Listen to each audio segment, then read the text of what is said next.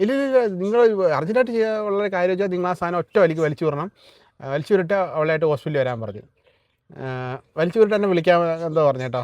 ഞങ്ങൾ എല്ലാവരും ഇങ്ങനെ ചുറ്റിരിക്കുക ഈ സാധനം ഇങ്ങനെ ശ്വാസം ഇങ്ങനെ ഇങ്ങനെ വെച്ചാൽ ഇതിൻ്റെ കൈയൊക്കെ ഇങ്ങനെ പിടിച്ചേക്കുള്ളൂ ശ്വാസം കിട്ടാണ്ട്. ഇപ്പം ചോർക്കുമ്പോൾ ചിരി വരുന്നു. അന്ന് ഞങ്ങൾ അനുഭവിച്ച പ്രയാസം എന്ന് വെച്ചാൽ അല്ലേ അല്ലേമ്മ.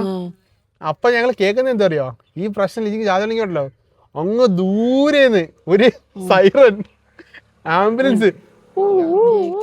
ആ ആൾക്കാരെ കമന്റ് ആ വേണ്ടി വെയിറ്റ് ചെയ്യുവാൻ ആ ആദ്യം ആൾക്കാര് എന്നെ പറ്റി എന്താന്ന് ആ ചോദിക്കുമ്പോ ആ എനിക്കെന്തോ പറയാനറിയാം. എന്തോ സ്ലൈഡോ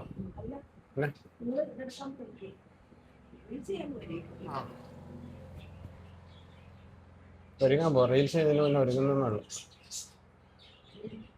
എനിക്കൊരു ടാസ്ക് ഞാൻ കൊടുത്താണ്, ഒരു സ്ലൈഡ് കുത്താൻ വേണ്ടി കൊടുത്തത്. എങ്ങനെ ഉണ്ടാവും നോക്കട്ടെ. മുടി ഒന്ന് ചീകാൻ നല്ല വൃത്തി ഉണ്ടാവും. കുളിച്ചിട്ട് ഇപ്പോൾ വന്നല്ലോ കേട്ടോ, അതുകൊണ്ടാണ് മുടി കെട്ടാത്തത്. സ്ലൈഡ് വെച്ചിട്ട് ഞങ്ങൾ നടക്കാൻ പോട്ടെ. അതിന് ഇവിടെ ഇല്ലായിരുന്നു ഞങ്ങൾ, അതുകൊണ്ട് ഇച്ചിരി വൈകിപ്പോട്ടെ. രാവിലെ വിഷയോ ചെയ്തില്ല. വിഷയോ അല്ല, ഞങ്ങൾ നിൽക്കുന്ന പരിപാടി ചെയ്തില്ല. അതുകൊണ്ട് ഞാൻ ചെയ്യാൻ ഉടക്കാകുമ്പോഴേ ഞാൻ മുടി പൊട്ടിക്കും, വേദനിക്കുമെന്ന് പറഞ്ഞിട്ടാണ് കേട്ടോ. അമ്മച്ചി പക്ഷെ ഇന്നലെ പറഞ്ഞ അമ്മ വേണ്ട ഞാൻ ചെയ്യാന്ന്. അമ്മ കെട്ടണ്ടാന്നോ? അമ്മ കെട്ടിയ ലൂസായി പോകും മുടി. ആ അതുകൊണ്ടാ. സമയം 5 മണി കഴിഞ്ഞേട്ടോ. ഇന്നത്തെ പരിപാടിയൊക്കെ കഴിഞ്ഞിട്ട് വന്നപ്പോൾ ലേറ്റായി പോയി. കെട്ടണ്ട ഉണങ്ങട്ടെ. അതിന് സ്ലൈഡ് കുത്തിക്കോ. സമയമില്ല, ഇരുട്ടാൻ പോണ്. പെട്ടെന്ന് വകച്ചിടാനോ? സെൻറ്ററിൽ തല്ലേ വകയുന്നത്.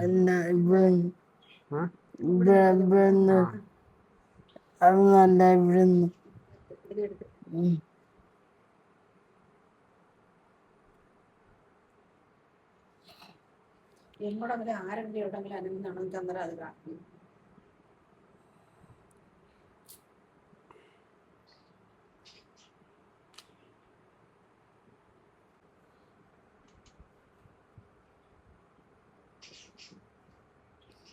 എന്നാൽ പെട്ടെന്നായിക്കോട്ടെ, പരിപാടി പെട്ടെന്നായിക്കോട്ടെ. അപ്പോൾ നമ്മൾ എന്തോ പരിപാടി, നമുക്കൊരു റീൽസൊക്കെ എടുക്കാമെന്നൊക്കെ വിചാരിച്ച് പ്ലാൻ ചെയ്ത് നേരത്തെ വന്നു കേട്ടോ. അപ്പോൾ അതുകൊണ്ട് ലിജി ഒരുങ്ങാം. ലിജിയുടെ ഒരുപാട് മേക്കപ്പ് ഐറ്റംസ് ഒക്കെ ഉണ്ടായിരുന്നു കേട്ടോ. ഇത് കാണുന്നില്ല. ഇടുക്കി പോയപ്പോൾ അവിടെ കളഞ്ഞിട്ട് പോരാൻ തോന്നുന്നു.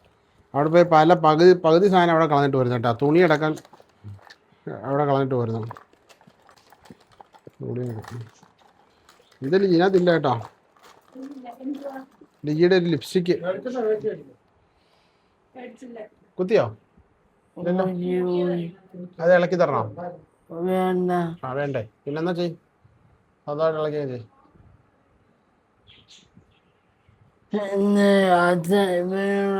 മേടിക്കാൻ പറഞ്ഞ മേടിച്ചില്ല. എന്തോ മേടിച്ചോ? പെട്രോൾ മേടിച്ചോ? പെട്രോൾ ആച്ചാൻ മേടിക്കാൻ പറഞ്ഞേ. ആ അത് കുത്ത്.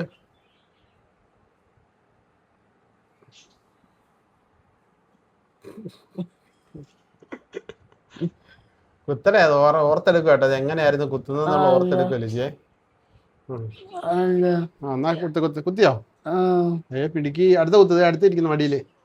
എല്ലാം മടിയിൽ സെറ്റായി കൊടുത്തിട്ടുണ്ട്. കുത്താന് കൈ മാറുമ്പോ കുത്തണ്ട, അവള് കുത്തിക്കോളും. വേണ്ട, എന്റെ കൈ കഥ പറയാതാ കുത്ത്. മാറുമ്പോ ഇത് മടക്കി തരട്ടെ? വേണ്ട. വേണ്ട. കൈ മടങ്ങുമ്പോൾ വേദന ഉണ്ടോ? എന്നാ ചെയ്തോ, പെട്ടെന്നാക്കിയോ. ഒരെണ്ണം പോരെ? അല്ല, ആ സൈഡ് ഒരെണ്ണം മതി. ഇരിക്കട്ടെ. എന്നാ ഇരിക്കട്ടെ, ചെയ്യ്. കടയിൽ പോണ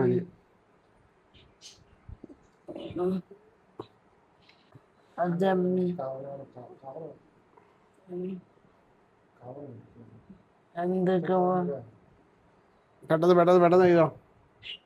അങ്ങനെ അടുത്തതും കുത്തി കേട്ടോ. കുത്തിയില്ല. അത് കുത്തിയില്ലേ? ഞാൻ കരുതിയല്ലോ കുത്തിയെന്ന്. ഒരു മഴയ്ക്കുള്ള സാധ്യതകൾ കാണുന്നുണ്ടല്ലേ? മഴയുണ്ടെന്ന് ഭയങ്കരമായ ചൂടാണ് കേട്ടോ. ഞങ്ങൾ രാത്രി ഓർക്കും. കുത്തിയോ? എന്നാ അമ്മ ഒന്ന് കുത്തി കൊടുക്കാമോ? വേണ്ടേ? കുത്ത് പെട്ടെന്ന് കുത്ത്. ആ സൈഡിൽ കുത്ത്.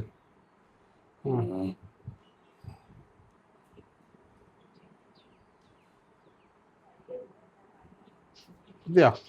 ഓ ഭയങ്കര മിടുക്കി. ആ കുത്തി. അവിടെ ഒരെണ്ണം മതിയോ? നമുക്ക് പോയി പറ. എന്താ ഇതൊരെണ്ണം ഇവിടെ വെച്ചേക്കാം. ഒരെണ്ണം അവിടെ കുത്ത്. അത് തുറന്നോ? അത് തുറക്കാൻ എങ്ങനെ കുത്തുന്നത്? അവിടെ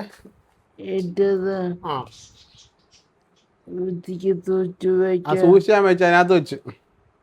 പിന്നെ സൂക്ഷിക്കുന്ന ഒരാള് സ്വന്തം നിക്കറ വരെ അവിടെ ഇടുക്കി കളഞ്ഞിട്ട് വന്നോളാം. ഇട്ടിരിക്കുന്ന അമ്മയുടെ നൈറ്റിയും അരിയിട്ടേക്ക് വന്നിട്ട്. കുത്തിയോ? ഓഫ് ആ ലുക്കേ മാറി കേട്ടോ സംഭവം ഇട്ടപ്പോ. അപ്പൊ പോയാലോ? എന്നാ പോട്ടെ, വണ്ടി പോട്ടെ. ഞങ്ങളെ ഗോതയിലേക്ക് പോവാണ്. പറ എന്താ? റീൽസ് എടുക്കണോ? റീൽസ് നമുക്ക് നിന്നിട്ടൊക്കെ എടുത്താ പോരെ? അതല്ലേ അതിന്റെ ഒരു ഇത്. നിന്നിട്ട് എടുക്കാം. പോകട്ടെ. ഫസ്റ്റ് എണീപ്പിച്ചിട്ട് പാടല്ലിരിക്കും. ഇതായാലും എനർജി. ഈ കാല് വളച്ചു പിടിക്കല്. ഇന്ന് നമുക്ക് കുറച്ചു നേരം സ്റ്റാൻഡിങ്ങിലായിട്ട് പോവാം. ഓക്കെ. കൈനേരം ഓടി. നമ്മുടെ ട്രെയിനൊക്കെ പോണ സൗണ്ട് കേട്ടോ ജിജി. നേരെ നിൽക്ക്. കാലിൽ ബലം കൊടുത്തേക്ക്.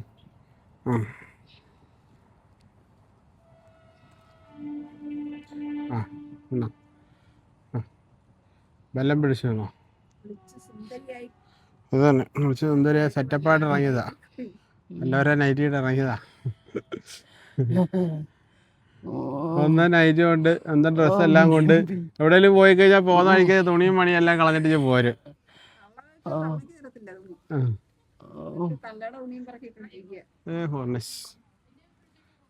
ഇത് ചരിയുന്നു. നേരേക്ക്. കുറച്ച് കാലം ഇച്ചിരി വെയിറ്റ് ഒക്കെ കയറി അല്ലേ മാ?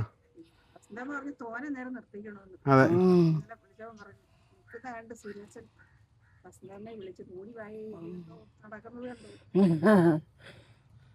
നേരെ അടുത്ത ആഴ്ച ഇടുക്കിക്ക് പോവാന്നാ പറഞ്ഞേ. എന്നിട്ട് 1 മാസം കഴിഞ്ഞേ വരുന്നോള്. അന്നേരം ഇനി എന്തോ ചെയ്യുന്നുള്ളേ? അവിടെ ചിലപ്പോ നിക്കുവോ? കണ്ടറിയാം.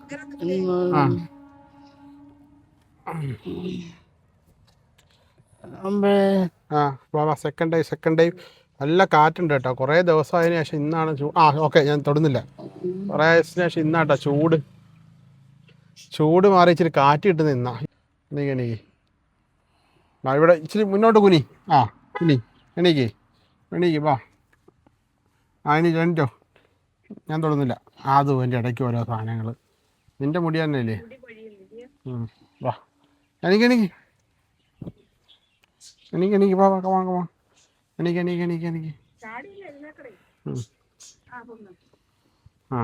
അതെന്നാ നടുവളക്കല്ലേ. നേരേക്ക്. അപ്പോൾ കഴിഞ്ഞ ദിവസം വീഡിയോയിൽ നമ്മൾ ലിജിയുടെ വെയിറ്റ് നോക്കാൻ വേണ്ടി പോയല്ലേ. വെയിറ്റ് നോക്കാൻ പോയതിൽ ചെറിയ പ്രശ്നമുണ്ട്. പ്രശ്നമല്ല, നമ്മൾ കഴിഞ്ഞ ദിവസം പറഞ്ഞ് 65-നും 65-നും ഇടയ്ക്ക് ലിജിക്ക് വെയിറ്റ് ഉണ്ടാവുമെന്ന് പറഞ്ഞു കേട്ടോ. സംഭവം അങ്ങനെയല്ല. ആ മെഷീൻ്റെ പ്രത്യേകത വെച്ചാൽ മുകളിലേക്കാണ് വെയിറ്റ് കാണിക്കുന്നത്. അപ്പോൾ ഏകദേശം 70 കാണിക്കുന്നുണ്ടെങ്കിൽ ലിജിക്ക് ഒരു വെയിറ്റ് 60-നും 70-നും ഇടയ്ക്കാണ് കേട്ടോ വെയിറ്റ് വരുന്നത്. ചിലപ്പോൾ 65 ആവാം, ചിലപ്പോൾ 69 ആവാം. അതിനിടയ്ക്ക് 70-നും മുകളിൽ പോകില്ല. 70-ന് മുകളിലേക്കാണ് പോകുന്നുണ്ടെങ്കിൽ അത് 80 കാണിക്കും കിലോ. അപ്പോൾ നമ്മുടെ ലിജി കൊച്ചിൻ്റെ വെയിറ്റ് എന്ന് പറഞ്ഞാൽ ഒരു 60-നും 70-നും ഇടയ്ക്കായിരിക്കാം എന്ന് തോന്നുന്നു. നേരേക്ക് സ്വന്തമായിട്ട് ഇന്നേ കൈ കുത്തി. കാല് വളയുന്ന നാല് കുത്തി പിടിക്കും. നേരേക്ക് അങ്ങനെയൊക്കെ സംഭവം. അപ്പം അടുത്ത ആഴ്ച തൊട്ട് ലിജീനെ കാണണമെങ്കിൽ ഇടുക്കി വീഡിയോസിൽ കാണാം അല്ലേ? അടുത്ത ആഴ്ച പോകാമെന്ന് പറഞ്ഞേക്കുന്നത്. എത്ര ദിവസം പോയി നിൽക്കുമെന്ന് അറിയില്ല. ഇത് 4-ൻ്റെ അന്ന് 2 ദിവസം കഴിഞ്ഞിട്ട് വരണമെന്ന് പറഞ്ഞാൽ ഞാൻ ചെല്ലത്തില്ല കേട്ടോ വിളിക്കാനായിട്ട്. ഞാൻ ഇവിടുത്തെ പറഞ്ഞിട്ട് 2 ദിവസം കഴിയുമ്പോൾ തിരിച്ചു പോകാമെന്ന് പറഞ്ഞാൽ അപ്പോൾ പറഞ്ഞ 1 മാസം അവിടെ നിൽക്കണമെന്ന് പറഞ്ഞാൽ പോണേ. അപ്പോൾ അതുകൊണ്ട് 2 ദിവസം കഴിഞ്ഞിട്ട് കാണാൻ കുട്ടാ ഇങ്ങ് പോവാ നിന്നെ കാണണമെന്നാണ് പറയുന്നത്. ഞാൻ ചെല്ലത്തില്ല. ഞാൻ അതുകൊണ്ട് ഇവിടെ ഇടുക്കിക്ക് പോയിട്ട് ഞാനൊരു മറ്റേ ഓൾ ഇന്ത്യ ട്രിപ്പ് പോയാലോ ഞാനിങ്ങനെ ആലോചിക്കാം. ഓൾ ഇന്ത്യ ട്രിപ്പ്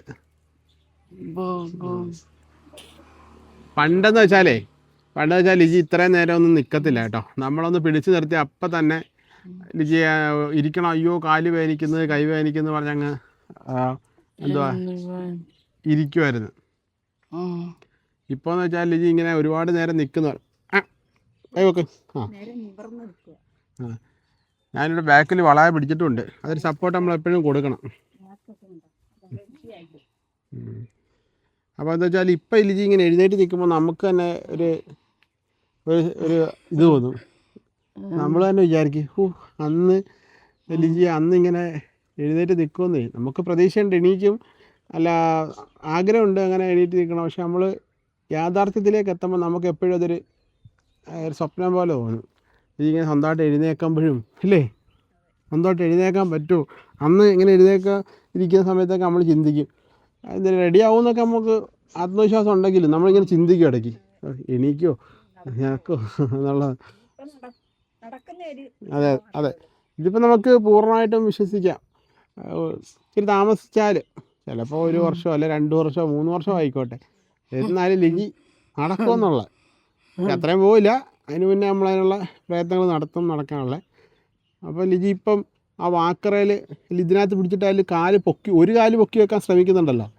അപ്പം അത് തുടരെ അത് റെഡിയാവുമെന്ന് വിചാരിക്കുന്നത്.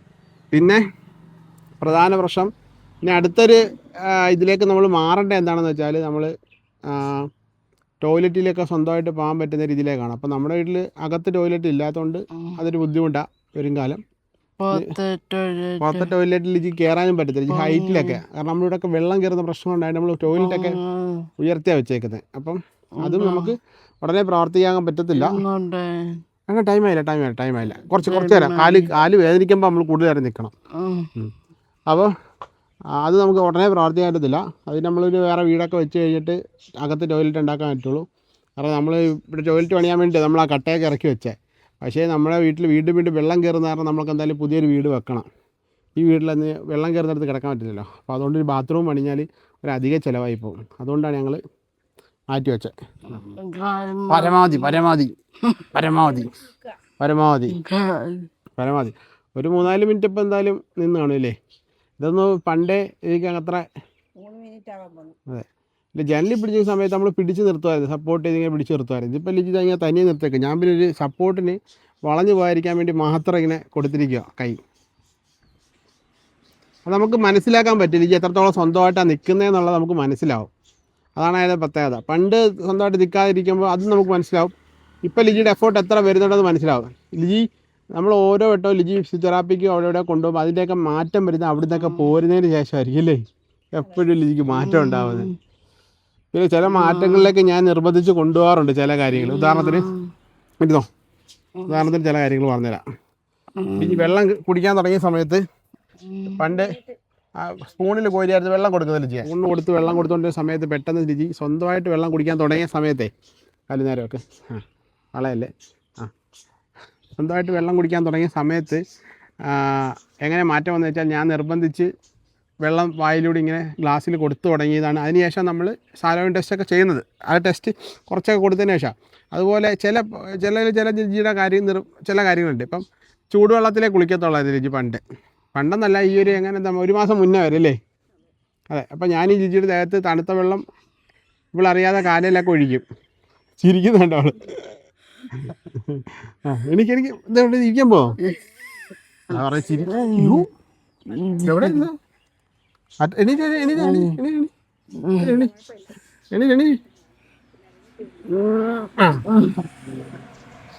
ശരിക്കരുത് ഞാൻ പറഞ്ഞു. അപ്പൊ ഞാനിങ്ങനെ കാലില് ചൂടുവെള്ളം ഇവിടെ കുളിപ്പിച്ചോണ്ടിരിക്കുന്ന സമയത്ത് പച്ചവെള്ളം കാലേക്ക് ഒരു ഒഴിക്കും. ഞങ്ങൾ ലിജിയുടെ ഇടുക്കി ചെയ്തപ്പോൾ ലിജിയുടെ ദേഹത്ത് ഇങ്ങനെ തണുത്തുള്ള ഞാൻ ഒഴിച്ചു കേട്ടോ. തണുത്ത വെള്ളം ഒഴിച്ചപ്പോൾ ആരോ ഒരാളെന്ന് പറയാം ആൾക്ക് ലിജിനെ വല്ലപ്പോഴൊക്കെ കാണുന്ന ഒരാളാ. എന്നിട്ട് പറയാം അയ്യോ തണുത്ത കൊച്ചിൻ്റെ വേദന കൊച്ചിനെ അറിയത്തുള്ളൂ ലിജിയുണ്ട്. ഇവള് അത് കേട്ടിട്ട് ചിരിക്കുന്നു. എൻ്റെ കുറ്റം പറയുന്ന പറഞ്ഞു കേട്ടോ. അപ്പം ഞാൻ തണുത്ത വെള്ളം ഇങ്ങനെ ടെസ്റ്റ് ചെയ്ത് നോക്കി.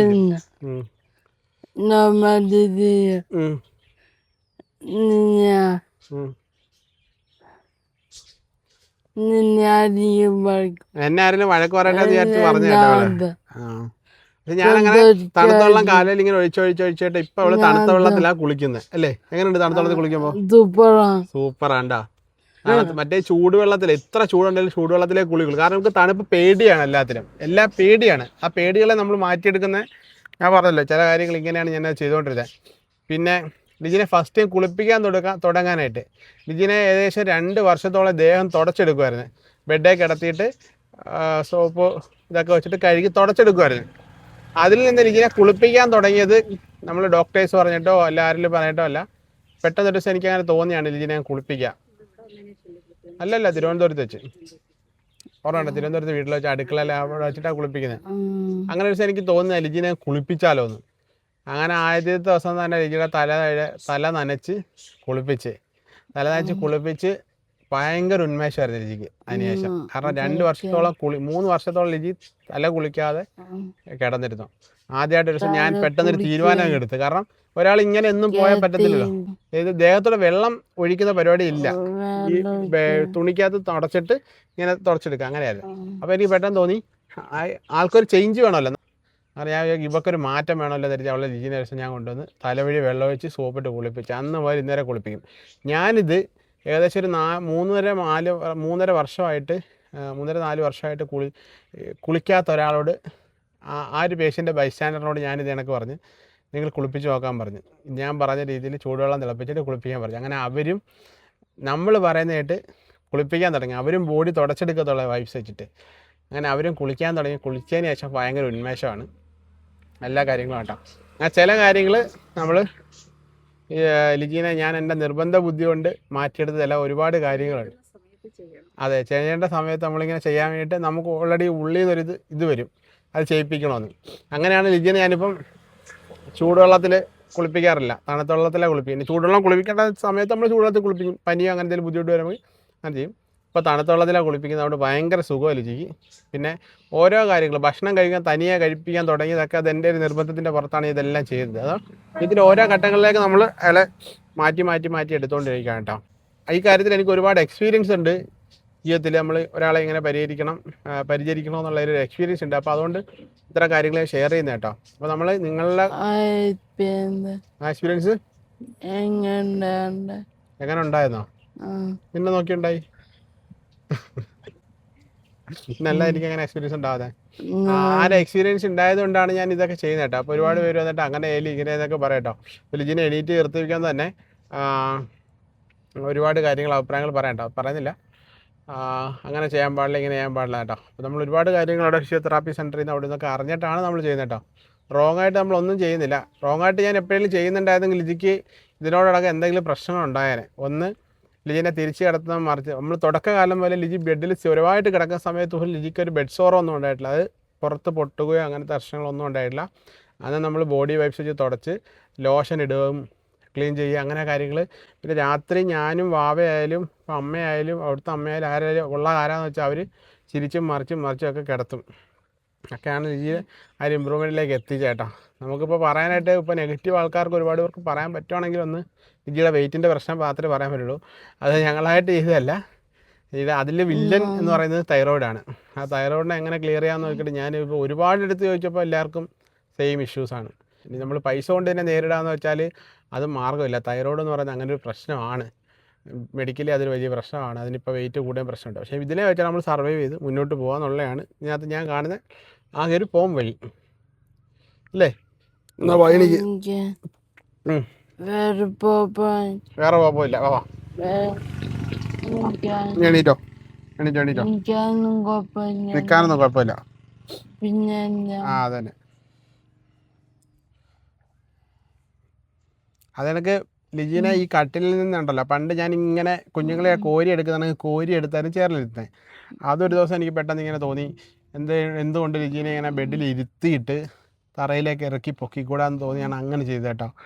ഒരുപാട് കാര്യങ്ങൾ അങ്ങനെ ഉണ്ട് പറയാൻ, ഒരുപാട് കാര്യങ്ങളുണ്ട്. ഒരുപാട് കാര്യങ്ങൾ മറന്നുപോയി, കുറേ വർഷമായില്ലേ അല്ലേ ലിജി? 4.5 വർഷം. 4.5 വർഷമായി. 4. 4.5 years. എണീക്കൂ, എണീക്കൂ. ഞാൻ തൊടുന്നില്ല, എനിക്ക് തറയിൽ ചവിട്ടുന്നു, ഫ്രണ്ടോട്ട് കുനിയുന്നു, തറയിൽ ചവിട്ടുന്നു, എണീക്കുന്നു. എണീക്ക്. വൈകുന്നേരങ്ങളിൽ ലിജിക്കൊരു ആരോഗ്യ പ്രശ്നമുണ്ട്. രാവിലത്തെ ഒരു ഊർജ്ജം ഇല്ലാത്തതുകൊണ്ട്, രാവിലെയാണ് ലിജി എണീക്കുന്നുണ്ട ഭയങ്കര എനർജിയാണ് കേട്ടോ രാവിലെ ഉറക്കത്തിനിട്ടാ. ഉച്ച ഈ വൈകുന്നേരം നമ്മൾ എപ്പോഴൊക്കെ നിന്നിട്ടുണ്ടോ ഒരു ചെറിയ ഒരു ഹെൽത്ത് ഇഷ്യൂ, ഒരു എനർജി പ്രോബ്ലം ലിജിക്കുണ്ട്. നേരെയൊക്കെ അപ്പോൾ അതുകൊണ്ടാണ് ഞാൻ ഇന്ന് സപ്പോർട്ട് ചെയ്ത് നിൽക്കുന്നത്. പക്ഷേ എണീക്കാൻ ബുദ്ധിമുട്ടില്ല. കഴിഞ്ഞ ദിവസം നമ്മൾ വൈകുന്നേരം നിന്ന സമയത്ത് ഓർമ്മയുണ്ടോ, കാല് മടങ്ങി എണീക്കാൻ പറ്റാതായ നേരെ കൈകുത്തി നേരെ എനിക്ക്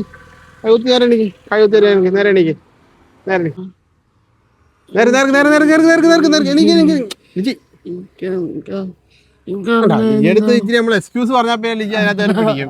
ലിജിക്ക് ഇത് ക്ഷീണമാണെന്ന് ഞാൻ പറഞ്ഞു പോയതുകൊണ്ട് ലിജി അതിനകത്ത് പിടിച്ചു. അടിയിലോ എന്തോ കൊണ്ടു കേറും. നോക്കട്ടെ, കാല് പൊക്കെ നോക്കട്ടെ. ആ കല്ലല്ല, ഈ കാലില് ഈ കല്ലിന്റെ അടി. അവിടെ ഒരു ചെറിയ കഷ്ണം കല്ല് കിടന്നതാ.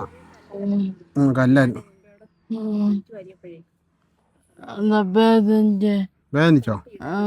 എണീറ്റോ. നമുക്ക് ഇന്ന് പരമാവധി നിൽക്കണം, രാവിലെ ഇന്നില്ല.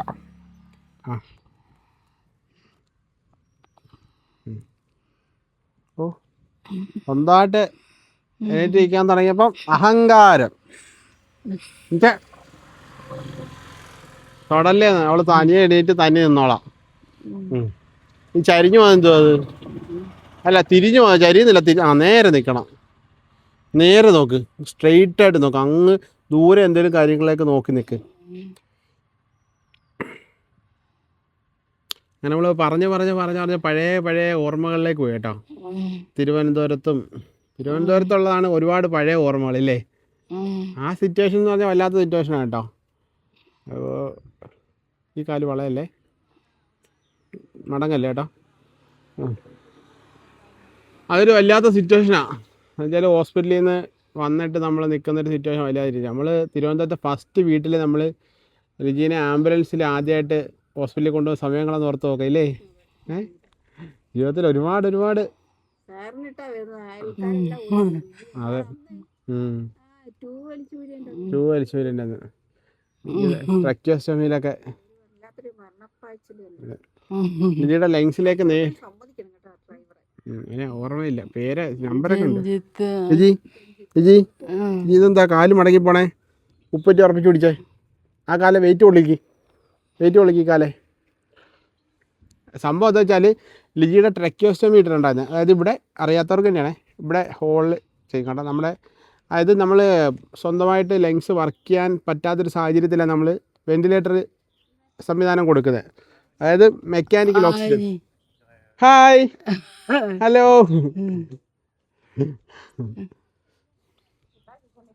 ലിജി കാല് മടങ്ങി പോകുന്നു, കാലെ വെയിറ്റ് കൊടുക്ക്.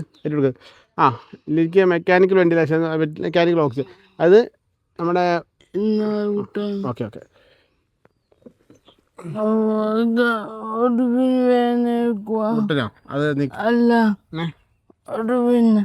ഒടുവിന് വേനിക്കുന്നോ? നേരത്തെ നമുക്ക് ഒരു വട്ടം വയ്ക്കാം.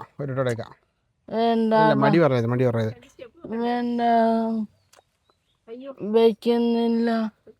പക്ഷേ നമുക്ക് മിക്കത് വെയിറ്റ്.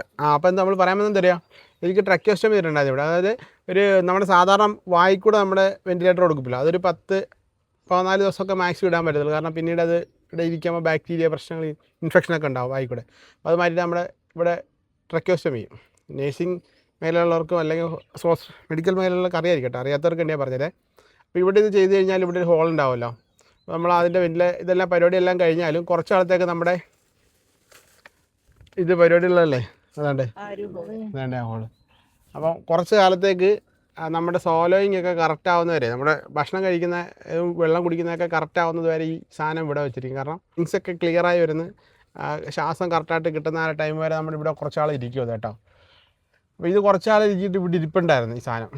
അപ്പോൾ ഒരു ദിവസം ലിജിക്ക് ലങ്സിൽ ഭയങ്കര ഇൻഫെക്ഷൻ എപ്പോഴും ഉണ്ടായിരുന്നു. കാരണം ലങ്സ് എപ്പോഴും ഡ്രൈ ആവുന്ന അപ്പോൾ സമയത്ത് ഇതെടുത്ത് മാറ്റത്തോളൂ. ഇതിങ്ങനെ ഇവിടെ ഇരുന്ന് ഒരു ദിവസം ലിജിക്ക് കഫക്കെട്ട് കൂടിയിട്ട് ഈ സാധനം കയറി ഇത് കയറി അടഞ്ഞ് കേട്ടോ. കഫ് കയറിയിട്ട് ഇവിടെ അടഞ്ഞിട്ട് ലിജി ശ്വാസം മുട്ടി ഇങ്ങനെ കണ്ണൊക്കെ തള്ളി ഇങ്ങനെ കയറി പിടിച്ച് ഇരുന്ന് കേട്ടോ.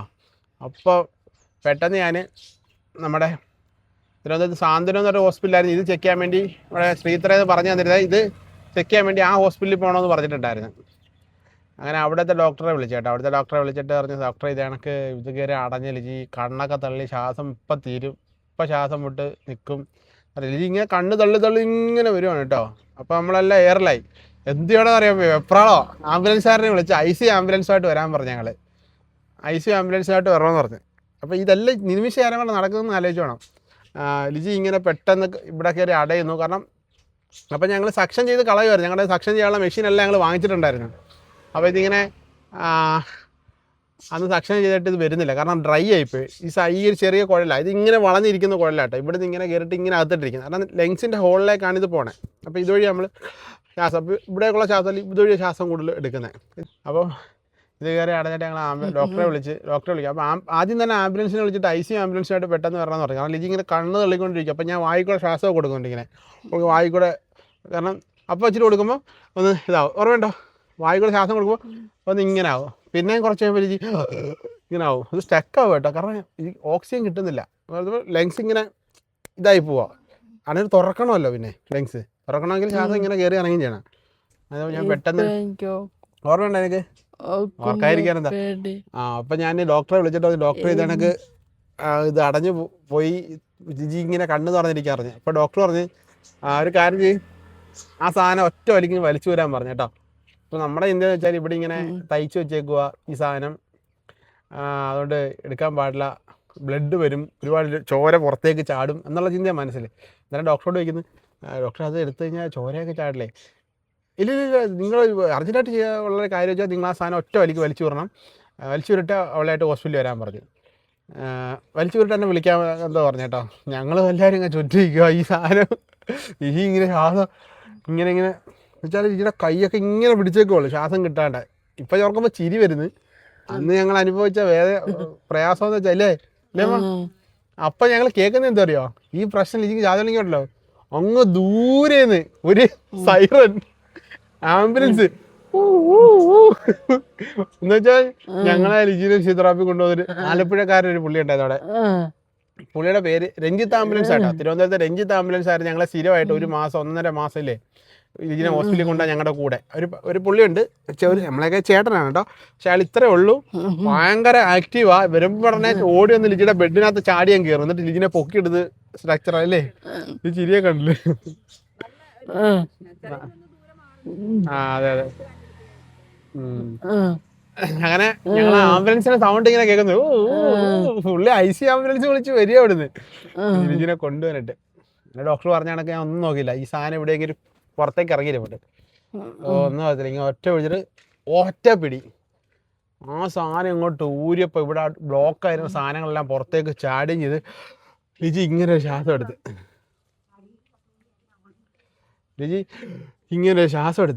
ഇങ്ങനൊരു ശ്വാസം എടുത്ത് എല്ലാവരും പരസ്പരം നോക്കുക. എന്നിട്ടൊരു ചിരി. ഇവള് ഇത്രയും ശ്വാസം മുട്ടി കിടന്നവള് ഈ സാധനം അങ്ങോട്ട് എടുത്തു കൊടുത്ത് ഈ ബ്ലോക്കെല്ലാം മാറിയപ്പോൾ എനിക്ക് ഭയങ്കരമായ ചിരി. സന്തോഷം കൊണ്ടേ രക്ഷപ്പെട്ടെന്നുള്ളൊരു സന്തോഷം. എന്തോ പേടിയൊന്നും എനിക്കില്ല. അന്നേരം ലിജിക്ക് മരിച്ചു എന്നുള്ള പേടിയൊന്നുമില്ല. പിന്നെന്തോ പേടി? അത്താത്തോണ്ടായിപ്പോന്നും കേട്ടില്ല. ഒരു പേടിയില്ല. അത്തരത്തിലെ പേടിയൊന്നും ഇല്ലായിരുന്നു. അത്താത്തോണ്ടായിപ്പോ മരിച്ചു പോകും. മരിച്ചോളെ പേടിയൊന്നും ഇല്ലായിരുന്നോ? പേടിയില്ല. എന്തായിരുന്നു? എനിക്ക് മരിക്കല്ല. ഞാൻ കൂളായിട്ട് എടുത്തു ലിജി. ചുമ്മാതാ പേടിച്ച് സാധനം എടുത്ത് ഞാൻ ഇപ്പൊ ഓർക്കുമ്പോ പേടിയാവുന്നു. എന്നാലും വലിയ സംഭവം. ഇങ്ങനെ ഒരുപാട് സംഭവങ്ങളുണ്ട് കേട്ടോ അവിടെ വെച്ചിട്ട്. ഇങ്ങനെ ഒരുപാട് സംഭവങ്ങളുണ്ട്. അങ്ങനെ സാധനമൊക്കെ ഊരി പിന്നെ ആ ആംബുലൻസിൽ തന്നെ നമ്മളില്ലേ അവൻ ഓടി വന്ന് അവൻ നേരെ എന്തു പറ്റി ചേച്ചി ആൾക്കാരെല്ലാം ഓടി വന്നു കേട്ടോ. തൊട്ടടുത്ത് അപ്പുറപ്പുറം വീട് എല്ലാവരും ഓടി വന്ന് അയ്യോ ആ കൊച്ചിന് എന്തോ പറ്റി ആംബുലൻസ് ഒക്കെ പടപടയെന്ന് വന്നതല്ലേ. അത് വലിയ ICU ആംബുലൻസാണ് വന്നത്. കാരണം ICU ആംബുലൻസിലാകുമ്പം അന്നേരം നമ്മളൊക്കെ ഇതൊക്കെ ഇങ്ങനെ ഓരോ കാര്യങ്ങൾ ആശുപത്രി നിൽക്കുമ്പോൾ പഠിച്ചെടുക്കുമല്ലേ. വളരെ എമർജൻസി ആയിട്ട് ഒരാൾക്ക് ശ്വാസം മുട്ടലോ അല്ലെങ്കിൽ ഇത്ര തടസ്സങ്ങളുണ്ടാകുമ്പോൾ നമ്മൾ ആദ്യം വിളിക്കേണ്ട ICU ആംബുലൻസിനെയാണ് എന്നുള്ളതൊക്കെ അറിയാവുന്നതുകൊണ്ട് നമ്മൾ ആദ്യം ICU ആംബുലൻസ് തന്നെ വിളിച്ച് പിന്നെ പുള്ളിയോടെ നിന്ന് പിന്നെ അന്ന് ലിജിനെ ആശുപത്രി കൊണ്ടുപോയിട്ടോ 2 ദിവസം അവിടെ കിടന്ന്. പിന്നെ കുറേ നാൾ 2 ദിവസം ആശുപത്രി കിടന്ന് സക്ഷനൊക്കെ ചെയ്ത് അന്നോടാണ് പിന്നെ ഇവിടെ ഒരു സാധനം ഒട്ടിച്ച് പറഞ്ഞിട്ട് അന്നോടാണ് ലിജിയുടെ ആ ഒരു ഇൻസിഡൻറ്റ് കൊണ്ടാണ് ലിജിയുടെ ട്രക്കിയോസ്റ്റമി മാറ്റുന്നത് അല്ലേ. അതിനുശേഷം കുറച്ച് കഫത്തിൻ്റെ ബുദ്ധിമുട്ടൊക്കെ ഉണ്ടായിരുന്നു. നമ്മൾ എന്താ പറയുന്നത് ഡ്രൈ കഫ് ആയതുകൊണ്ട് പിന്നെ മരുന്നൊക്കെ കഴിച്ച് കുറച്ച് പോയി. പിന്നെ അതുപോലെ കുറച്ച് ഇൻസിഡൻറ്റ് അങ്ങനെ ഉണ്ടായിട്ടുണ്ടായിരുന്നു. അപ്പോൾ നമ്മൾ ഇങ്ങനെ ഓരോ പാഠങ്ങൾ അങ്ങനെ പഠിച്ചാണ് കേട്ടോ ഇങ്ങനെ എന്തൊക്കെ സംവിധാനങ്ങൾ ഇടയ്ക്കിടയ്ക്ക് ചെയ്യണമെന്നുള്ളത്. അതുണ്ടാവുമായിരുന്നു. അതിങ്ങനെ ചൂട് കയറിക്കൊള്ളുന്ന പനിയുള്ളൂ, അല്ല വലിയ പനികൾ പിന്നെ ലിജിക്ക് വന്നിട്ടില്ല. സത്യമല്ലേ, ലിജിക്ക് പനിയൊക്കെ വന്നിട്ട് ഒരുപാട് വരാതിരിക്കട്ടെ. ഇവക്ക് പനി വന്നാൽ ഭയങ്കര ബുദ്ധിമുട്ടാണ്. ഇവിടെ അവിടെ ആരെയും കിടത്തി ഉറക്കത്തില്ല. നമുക്കൊക്കെ വരുന്ന കണക്കല്ല ലിജിക്ക് പനിയായിരുന്നു. ലിജിയുടെ പിന്നെ ഇച്ചിരി ചെറിയ ചൂടായാലും നമ്മൾ പാരസെറ്റമോൾ എന്തെങ്കിലും കൊടുത്തത് ക്ലിയർ ചെയ്യും. അങ്ങനത്തെ കാര്യങ്ങളൊക്കെ ലിജിയുടെ കാര്യങ്ങൾ കേട്ടോ. അപ്പം നമ്മൾ ഇത് പറയാൻ പ്രത്യേകിച്ച് കാരണമൊന്നുമില്ല, ഓർപ്പിച്ചപ്പോൾ അങ്ങ് പറഞ്ഞു പോയതാ ഇടയ്ക്കിടയ്ക്ക്. അങ്ങനെ ഒരുപാട് മെഷീനുകൾ നമ്മുടെ കയ്യിലുണ്ട് സത്യം പറഞ്ഞാൽ. ഒരു ഹോസ്പിറ്റൽ ഒരു അത്യാവശ്യം, കാരണം ഒന്നാമത്തെ കാര്യം സക്ഷൻ ചെയ്ത മെഷീനൊക്കെ ചിലർ നമ്മൾ പലരോടും ഇത് വേണമെന്ന് ചോദിച്ച്, അപ്പോൾ ആർക്കും വേണ്ട സംഭവം. ഈ സക്ഷൻ ചെയ്ത മെഷീനെ ട്യൂബ് മാറ്റി കഴിഞ്ഞാൽ ആർക്ക് വേണമെങ്കിലും ഉപയോഗിക്കുക ഈ സാധനം. ചിലർക്കിത് മറ്റൊരാൾ ഉപയോഗിച്ചതാണല്ലോ എന്നൊരു പേടിയാണ്, എല്ലാവർക്കും ഉണ്ടാകുന്നുള്ളൊരു പേടിയാണ്. നമ്മൾ ബെഡ് കൊടുത്തപ്പം ബെഡ് ഒരുപാട് വട്ടം OLXിലോ ഒക്കെ ഇട്ട് നമ്മൾ ബെഡ് ആർക്കാം ഫ്രീ ആയിട്ട് കൊടുക്കാന്നുള്ള വെച്ചിട്ട് കേട്ടോ. കാരണം നമ്മളത് പൈസ കൊടുത്ത് മേടിച്ചതാണ്, പക്ഷേ ആർക്കെങ്കിലും കാശില്ലാത്തവർക്ക് ഉപകാരപ്പെട്ടതെന്ന് പറഞ്ഞാൽ അങ്ങനെ ഇട്ട് അതിന് അവസാനം നശിച്ചുപോയി. സക്ഷൻ ചെയ്ത മെഷീൻ ഇപ്പോഴും ഇരിക്കുക. 2 പേരുടെ നമ്മൾ ചോദിച്ചപ്പോൾ അവർക്ക് പുതിയതുണ്ടെങ്കിൽ യൂസ് ചെയ്യാത്തതുണ്ടെങ്കിലും മതി എന്നുള്ള ഒരു ഇതിലാണ്. ഇത് ട്യൂബ് മാറ്റിയ പ്രശ്നമൊന്നുമില്ല കേട്ടോ. ഈ ട്യൂബ് ഇതിൻ്റെ ഒരു ട്യൂബ് മേടിക്കാൻ തന്നെ നല്ല പൈസ കേട്ടോ. ഏകദേശം ഒരു ട്യൂബിന് 80 രൂപയാണ് ഒരു വട്ടം യൂസ് ചെയ്യാനുള്ളൂ. ഒരു വട്ടം നമുക്ക് യൂസ് ചെയ്യാൻ പറ്റത്തുള്ളൂ. അങ്ങനെ ട്യൂബ് തന്നെ ദിവസം എത്ര ട്യൂബ് ഉപയോഗിക്കുമായിരുന്നു അല്ലേ, 3-4 ട്യൂബ് ഒരു ദിവസം ഉപയോഗിക്കുമായിരുന്നു. അങ്ങനെ ഒരുപാട് പൈസ ഒക്കെ അങ്ങനത്തെ ഒരു കാലം അല്ലേ.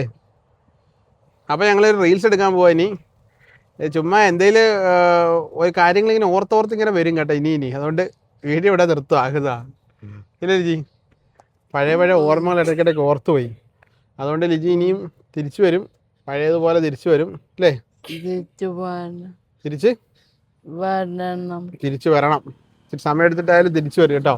അപ്പം നിങ്ങളുടെ സപ്പോർട്ട് അതൊന്നുകൊണ്ട് മാത്രമാണ് ഞങ്ങൾ ഈ 4-4.5 വർഷം ഇവിടെ വരെ എത്തിയത് അല്ലേ. നമ്മൾ ഒരുപാട് പ്രയാസങ്ങളിലൂടെ കടന്നു പോയപ്പോൾ ലിജിയുടെ ഇരിക്കുന്ന വീൽ ചെയർ പോലും അല്ലേ ഒരുപാട് ആൾക്കാരുടെ സപ്പോർട്ടാണ്. അപ്പോൾ ഒരുപാട് ആൾക്കാരുടെ സപ്പോർട്ടിലാണ് നമ്മളിവിടെ വരെ എത്തിയത്. വന്ന വഴി നമ്മൾ ഒരിക്കലും മറക്കുന്നില്ല. ആൾക്കാരുടെ കമന്റ് വേണ്ടി വെയിറ്റ് ചെയ്യുവാൻ ആദ്യം ആൾക്കാര് എന്നെ പറ്റി എന്താന്ന് ചോദിക്കുമ്പോ എനിക്ക് എന്തോ സന്തോഷമാ. എന്ത് പറ്റിയെന്ന് അറിയാൻ സന്തോഷമാണോ ചോദിക്കുമ്പോ? അതന്നെ, ഒരാള് എന്ത് പറ്റിയെന്ന് ചോദിക്കുമ്പോൾ നമുക്കൊരു സന്തോഷമാണല്ലോ, ഒരു സമാധാനമാണല്ലോ. നമ്മളെ കുറിച്ച് ആൾക്കാർ തിരക്കാനുണ്ടല്ലോ എന്ന് അറിയുമ്പോൾ ഒരു സന്തോഷമാണ് നമുക്ക്.